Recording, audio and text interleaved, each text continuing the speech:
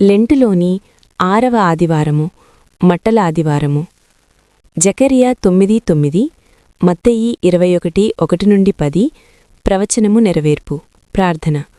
శ్రమల లోయలో ఈ దినము వరకు మమ్మలను నీతో నడిపించుకొని వచ్చిన తండ్రి, నీకు నమస్కారము. నేడు నీ కన్నుల ఎదుట ఇంకనూ 7 దినములకు పాండవయ్యున్న జయము కనబడుచున్నది. అట్టి జయమును మేమునూ చూచుటకు నీ ప్రవచన చరిత్రను మాలో కనపర్చుము. నెరవేర్పులోనికి నడిపించుమని యేసునామమున వందించుచున్నాము. ఆమేన్. నేటి కథ తెలిసిన విశ్వాసులారా, ఈ కథలో 2 ప్రవచనములు గలవు. ఒకటి, పల్లెటూరి దగ్గర యేసుప్రభువు నిలువబడి చెప్పిన ప్రవచనము.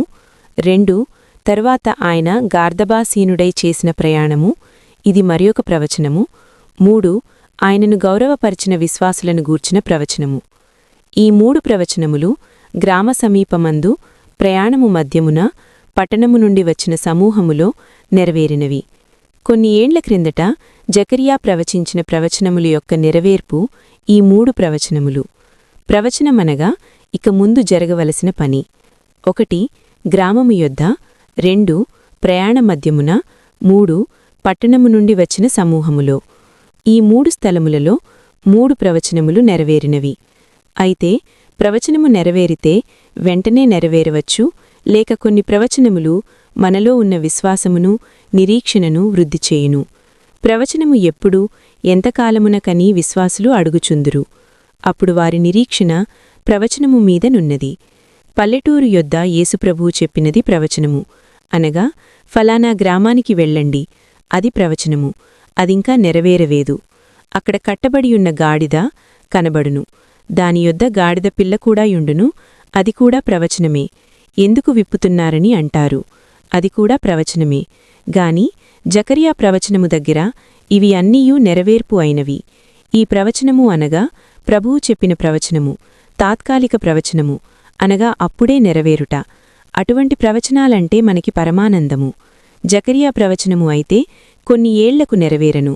మనకైతే తాత్కాలిక ప్రవచనములు ఇష్టము. వాక్యములో రాబోయే కాలంలో నెరవేరే ప్రవచనాలు కూడా ఉన్నవి. మనము వాటిని వాక్యములో చూస్తున్నాము గనుక వాటిని ఎత్తి ప్రార్థించవలను. అప్పుడు వాటి నెరవేర్పు మన అనుభవంలో ఉంటుంది. మనలో అనేకులు ప్రార్థించగానే నెరవేర్పు చూస్తున్నారు. అది అనుభవము. మన కష్టాలు తీసివేయమనగానే ప్రభువు వెంటనే తీసివేస్తున్నాడు. అది తాత్కాలికము. ఇది మనకు మిక్కిలి అవసరము. మనలో ఉన్న 1, విశ్వాసము సంపూర్ణము కావలను. ఎప్పుడో నెరవేరవలసిన ప్రవచనము. 2, నిరీక్షణ నెరవేరుట అవసరమేగాని అది మనలను విశ్వాసములోనూ. 3, అభిమానము నిరీక్షణలోనూ అనుభవములోనూ ప్రవేశపెట్టుటకే కదా. యేసుప్రభువు ఏమి చెప్పారో, మీరా గ్రామములో ప్రవేశింపగానే గార్ధపము కనబడును, అది వెంటనే జరిగినది. అలాగే కొందరికి ప్రార్థన యొక్క నెరవేర్పులు వెంటనే కలుగుచున్నవి. అది తాత్కాలిక ప్రవచనము, తాత్కాలిక నెరవేర్పు. అవి మన కొరకు వ్రాయబడినవి. ఆ మొదటి ప్రవచనము ఎప్పుడు నెరవేరినది? సువార్తలలో ఉన్నట్టు అప్పుడే నెరవేరినది. అయినను నేనొక ప్రశ్న వేస్తున్నాను. ఎప్పుడు నెరవేరినది? ప్రభువు చెప్పినట్టు శిష్యులు చేసినప్పుడే నెరవేరినది. గాని వారు చేయకపోతే, ఆ ప్రయత్నమే లేకపోతే ఎలాగు నెరవేరుతుంది? అలాగే మన ప్రార్థనలు ఆయన తప్పక నెరవేర్చగలడుగాని అవి నెరవేరుటకు మన ప్రయత్నములు కూడా ఉండవలను. పేతురు, యోహాను అలాగు వెళ్లలేకపోతే గార్ధభములు కనబడవు. విప్పడమనేది ఉండదు. వాటిని తోలిపెట్టడము కూడా ఉండదు. కాబట్టి ప్రవచనము నెరవేరవలనంటే మన ప్రయత్నములు కూడా ఉండవలను. తాత్కాలిక ప్రవచనము గూర్చి నేను చెప్పుచున్నాను. అయినప్పటికిని చాలా కాలమునకు నెరవేరవలసిన 100 ఏళ్ల పరిపాలన ప్రవచన నెరవేర్పుకు, రాకడ ప్రవచనమునకు, అనగా అది జరిగేటందుకు మనమేమి చేయుచున్నాము? ఏమీయూ చేయుటలేదుగాని మనము వాటి గురించి తెలుసుకోగలము, నమ్మగలము, ఎదురుచూడగలము. ఈ ప్రకారము అవి చాలా కాలమునకు నెరవేరవలసినవి, అనగా అవి దీర్ఘకాల ప్రవచనములు.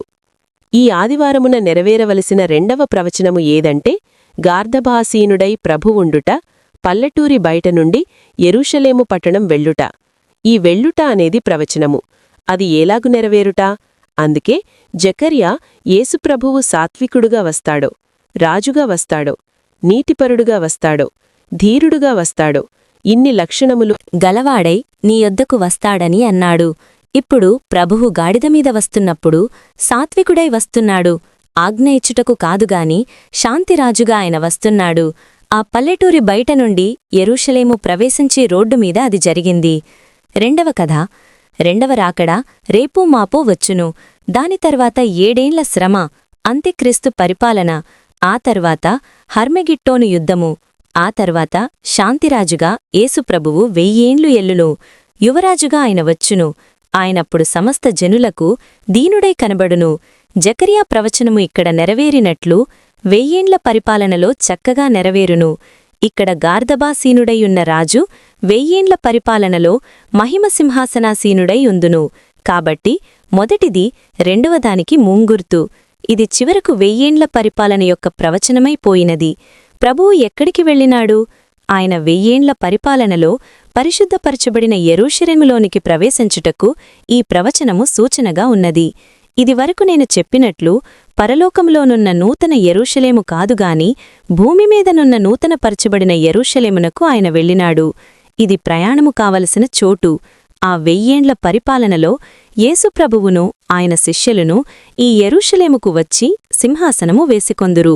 అప్పుడు ధర్మపాలన జరుగును. జకరియా సాత్వికుడన్నట్లు ఆ 1000 ఏండ్ల పరిపాలనలో ఆ మాట యొక్క అర్థం తెలుస్తుంది. శిలువ మీద కూడా తెలుస్తుంది. కాబట్టి ఇక్కడ నెరవేరినవి రాబోయే వాటికి ముంగుర్తులై ఉన్నవి. యేసుప్రభువుతో అక్కడ శిష్యులున్నట్లు 1000 ఏండ్ల పరిపాలనలో కూడా వారుందురు.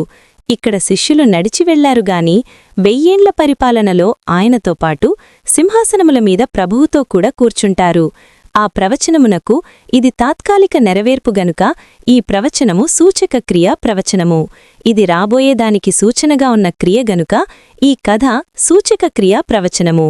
కాబట్టి రాబోయే కాలమందు మన అందరికీ కలగవలసిన మహిమ సింహాసనము యెరూషలేములో ఉండునని ఈ ప్రవచనం బట్టి తెలుస్తుంది. కాబట్టి దాని నిమిత్తమై మనము నిరీక్షించవలను. ఇక్కడ కూర్చున్న వారిలో ఎవరు అట్టి నిరీక్షణ గలవారు? ఇప్పుడు ధ్యానించుచున్న మనము పాత నిబంధనలో జకరియా ప్రవచనము విని పాత నిబంధనలోని భక్తులు ఎదురుచూచినట్లు మనము కూడా దాని నెరవేర్పు 1000 ఏండ్ల పాలనకే ఎదురుచూడవలను. అందుకొరకే ఈ ప్రవచనము వ్రాయబడినది. 1 ప్రవచనము, 2 నెరవేర్పు. మనవారి మనస్సులో కూడా గొప్ప కలత, విచారము, ఆందోళనేగాని భక్తుల సహవాసము చేసినప్పుడు, ప్రార్థించినప్పుడు, వాక్యము చదివినప్పుడు సమాధానము, సంతోషము వస్తుంది. ఒక చిన్న పొరపాటుంది. ఈవేళ గందరగోళంగాని రేపు, ఎల్లుండి సంతోషము. మన బ్రతుకుకాలమంతా విచారము, సంతోషమేగాని చివరకు సంతోషమే వస్తుంది. ఆదరణ, సంతోషము, మహిమ, జయము చివరి వరకు మన కూడా ఉండును. కష్టాలిక్కడుండాలి. కాబట్టి ప్రభువు నేర్పిన ఈ 3 పాఠములు, పరలోకములో రాబోయే పాఠము, 1000 ఏండ్ల పాఠము గనక ఇవి అన్నీ కలుపుకొని స్తుతి చేయవలను. 1 వచ్చిన దావీదు కుమారునికి జయము. 2 వచ్చిన దావీదు కుమారునికి స్తుతి. 3 వచ్చిన దావీదు కుమారునికి సమాధానము. పరలోకములో జయము, మహిమ, సమాధానము. మనకు కూడా విశ్వాస వారసత్వము ఉన్నది గనుక ఈ సంతోషముతో మీ హృదయాలు నింపుకొనండి. అట్టి అంతరంగ ఆనందము ప్రాణప్రియుడు మీకు దయచేయునుగాక. ఆమేన్.